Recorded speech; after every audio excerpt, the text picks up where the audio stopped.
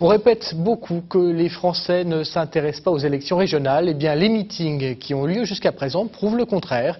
Ils ont tous fait le plein. Hier soir, Arlette Laguiller et Olivier Besancenot étaient à Tours. Gros succès populaire. Ils ont rassemblé plus de 1000 personnes. Pierre Bouchenot, Jean-Paul Cueff. Les meetings se suivent et se ressemblent sur un point, ils font le plein. 1600 personnes pour la gauche, 800 pour l'UMP et une salle trop petite pour contenir les 1100 sympathisants de la liste LOLCR.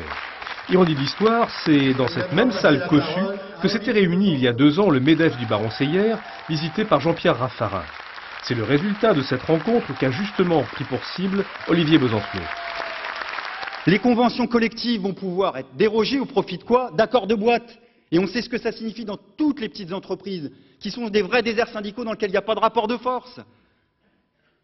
Et le contrat à durée indéterminée tel qu'on l'a connu, alors ça fait hurler tout le monde à juste titre, sera remplacé au profit des projets de mission, terme à la mode, c'est-à-dire des CDD de 5 ans, c'est-à-dire la précarité des précarités. Et notre objectif à nous, c'est évidemment de continuer ce travail de fourmi qu'on fait déjà pour faire respecter le Code du travail, mais c'est d'arracher de nouveaux droits sociaux. Ça veut dire que concrètement, dans les faits, pas un travailleur ne touche en dessous du SMIC. Ça veut dire que concrètement, dans les faits, on transforme les stages bidons, les CDD, les temps partiels imposés en emploi stable, c'est-à-dire en contrat à durée indéterminée. Parce que c'est la sécurité de l'emploi que le gouvernement veut revoir. Devant une salle où, fait exceptionnel, les jeunes étaient nombreux, Arlette Laguiller a tiré sa propre leçon du 21 avril de la montée du Front National.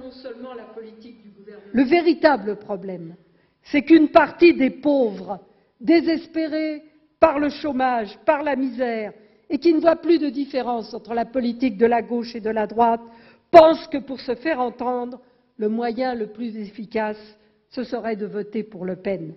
Ils pensent que ce serait une vengeance parce que cela ferait peur à tous. Eh bien, ils se trompent lourdement. Car si Le Pen gêne les politiciens de droite, dont le Front National risque de prendre les places, il ne fait pas peur au grand patronat. Troisième cible du duo LOLCR, la gauche qui, en région centre, a assuré la gestion du Conseil régional depuis 1998 avec la remise en cause des aides publiques aux entreprises privées. On se dit qu'on gagnerait beaucoup de temps, beaucoup d'argent public et d'efficacité pour l'emploi à décider de supprimer purement et simplement toute aide directe ou indirecte au patronat de toutes ces grandes entreprises et à utiliser l'argent économisé à créer directement des emplois utiles à la population.